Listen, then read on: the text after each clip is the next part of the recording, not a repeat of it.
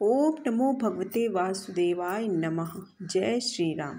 2 जुलाई योगिनी एकादशी के दिन का ये दान आपको कराएगा 84,000 ब्राह्मणों के भोजन कराने का बराबर का फल। कौन सा उपाय आज करना है, बाकी सारी विधि जानेंगे हम इस वीडियो में। आषाढ़ मास की पहली एकादशी को योगिनी एकादशी कहा जाता है। इस दिन व्रत करने से मनुष्य को पृथ्वी पर सभी प्रकारों के सुखों की प्राप्ति होती है। यदि कोई भी योगिनी एकादशी के दिन दान करता है तो उसे 84,000 ब्राह्मणों को भोजन कराने के बराबर का फल मिलता है। तो आइए जान लेते हैं। तो योगिनी एकादशी की तिथि की शुरुआत होगी 1 जुलाई को सुबह 10:12 से शुरू होगी और समापन इसका 2 जुलाई को होगा। लेकिन उदया तिथि पर ही व्रत रखा जाता है, तो इसीलिए व्रत होगा 2 जुलाई यानी आज के दिन, और पारण इसका होगा 3 जुलाई को। योगिनी एकादशी का जो व्रत है वो व्रत रखने से आपको 84,000 ब्राह्मणों को भोजन कराने के बराबर आपको फल मिलता है। तो ज़रूर कोशिश करें कि आप व्रत रखें, नहीं तो आप पूजा अवश्य करें। तो एकादशी तिथि पर आप भगवान विष्णु की विधि विधान से पूजा अर्चना करें, साथ में माँ लक्ष्मी और तुलसी माता के साथ में पीपल की पूजा जरूर करें।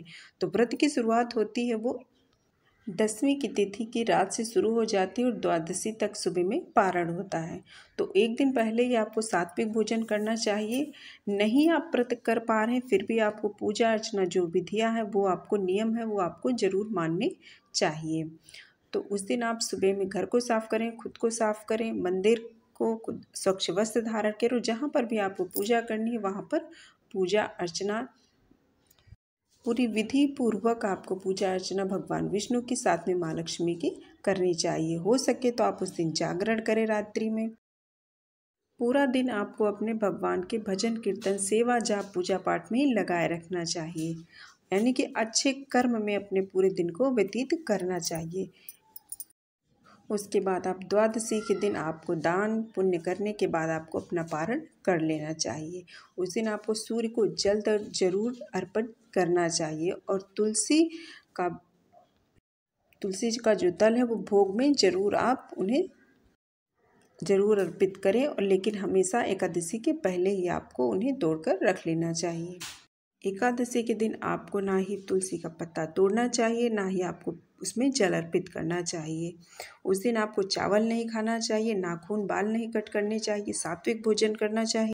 इस दिन आप हमेशा एकादशी का व्रत करें तो उसकी कथा जरूर पढ़े या फिर सुने, और अपनी सामर्थ्य अनुसार दान जरूर करना चाहिए। तो अब जान लेते हैं कुछ ऐसे उपाय जो आपको एकादशी के दिन करने चाहिए अगर आप किसी भी परेशानी से परेशान हैं। तो अगर आपके वैवाहिक जीवन में मनमुटाव की स्थिति बनी रहती है और आए दिन ही क्लेश होता है, यानी किसी न किसी प्रकार से झगड़ा चलता ही रहता है, तो आप योगिनी एकादशी के दिन आप माँ तुलसी की पूजा करें और इस दिन माता लक्ष्मी को जो है तुलसी माता को भी श्रृंगार की सामग्री अर्पित करें और उनसे जो है मनोकामना की अपनी जो भी परेशानियाँ उनको दूर करने के लिए आप प्रार्थना करें। तो इससे जो आपको धीरे धीरे के परेशानी है वो समाप्त हो जाएगी। योगिनी एकादशी के दिन आप एक डंठल वाला पान का पत्ता लें और अब इस पर आप कुमकुम से श्री लिखकर भगवान विष्णु को समर्पित करें और उसकी पूजा करें। पूजा खत्म होने के बाद इस पत्ते को जब आप पूजा करें जितनी देर उस पत्ते को वहीं पर रखा रहने दें, और जब आपकी पूजा समाप्त हो जाए उसके बाद उस पत्ते को आप लाल कपड़े में लपेट कर तिजोरी में रख दें।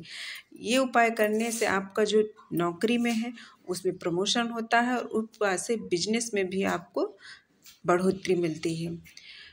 योगिनी एकादशी पर दान करने का विशेष महत्व माना जाता है। सभी एकादशी पर दान का विशेष महत्व जाना जाता है। तो आप अपनी सामर्थ्य जितना हो सके आप किसी की भी सहायता कर सकते हैं, दान कर सकते हैं तो आप जरूर करें। किसी को खाना खिला सकते हैं, कोई ज़रूरत की चीज़ दे सकते हैं, तो आप इस चीज़ का दान जरूर करें।